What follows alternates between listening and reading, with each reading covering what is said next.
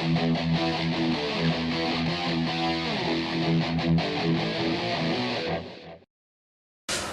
is up, people? And I'm back with another video, and I've been getting a lot of questions about what exactly powerlifting is. Like, you call yourself a powerlifter. What exactly is powerlifting? How do you compete in powerlifting? So I'll be tending to all those questions in this video. I'll be making a kind of a mini series on powerlifting. I'll be making a different video on each of the three lifts of powerlifting, and I'll be making sure I actually go ahead and give a basic background as to how I got into powerlifting and stuff like that. So what is powerlifting? Powerlifting is basically a sport, and it's not just training for strength. Powerlifting is actually a recognized sport. It is soon to be included into the Olympics as well. I mean, I can't say positively, but then the process is definitely underway. Powerlifting is very similar to Olympic weightlifting. I mean, the way the game is played or the way the sport is actually conducted is very similar. The lifts are different. Three basic lifts. I'm sure all of you have heard about the lifts: the squat, the bench press, and the deadlift. These are the three basic lifts. The basic rules of the game or the sport are depending on the federation that you follow. You are given either 3 attempts or 4 attempts at every single lift. Okay, and your best lift out of those 4 attempts or best legal lift is counted. Your best numbers out of each lift are added together, and that becomes your total. Now, the ranking of your total will basically decide what your ranking in that particular meet is if you're competing. Okay, you must have heard people saying that my total is this. So the total means the addition of all these 3. Okay, now there are different federations that are there. The most recognized in India is the Indian Powerlifting Federation. In the world is the International Powerlifting Federation. Both of them come down to the short form of IPF. Okay, now powerlifting basically has 2 categories. And by categories, I don't mean the weight categories, I mean the category of equipped and unequipped. Now, what is equipped? There are certain equipments that can be used in order to increase the lift, okay? Increase the poundage that you can actually lift for that 1 rep. Now, there are bench press shirts, there are squat and deadlift suits. And when studies were conducted, these can actually help you lift a lot more weight as compared to the raw lifters who only wear a singlet. Okay, so it was kind of unfair to actually let both of these people compete together. So what happened, equipped and unequipped were made 2 different categories. And first of all, sorry for the voice, and I have a cold, so kind of bear with me in this video. And where was I? Yeah, so equipped and unequipped.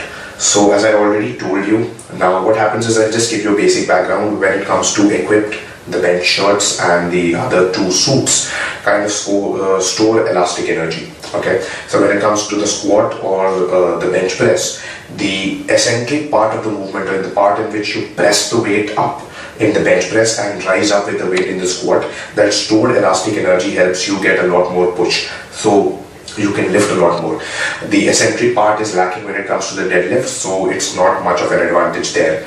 Anyways, so the raw part of the movement is basically, it's not completely raw.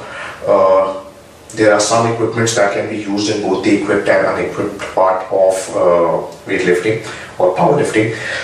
One is the weightlifting belt. Okay, so the general thickness of the belt can be 4 inches and 13 centimeters. Okay, depending upon federation to federation again. Some of the federations will allow knee wraps when it comes to raw. Some of them, like the International Federation of Powerlifting, does not allow knee wraps, although it does allow knee sleeves. The both are different things. Depending upon federation to federation, some of them allow straps, some of them don't. So yeah, some of the equipments can be used both in the raw and the equipped part.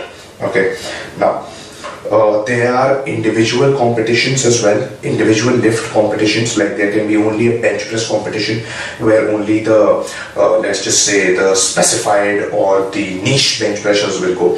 So there are a lot of people who actually focus on one lift of powerlifting, pro bench pressers, like people like Scott Mendelson, people like C.T. Fletcher, so who are pro bench pressers. and there are people who focus on all of it. Like you can see that Mr. Eddie Hall is one of the people who focuses on the deadlift. He's a strong man, that's a completely different competition, but he focuses on the deadlift more. He's a world record holder in the deadlift, 500 kg. Beast that guy is.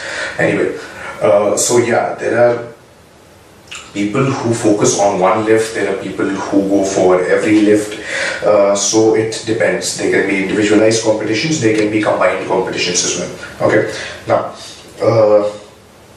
how I got into powerlifting. Initially in my second year of college, I actually broke a leg, and not exactly broke a leg, but I had an anterior cruciate ligament ACL injury in my right knee, and I wasn't able to run, so I stopped cardio, kind of went into let's just say a mini depression because I couldn't work out and stuff like that, couldn't run, couldn't play football.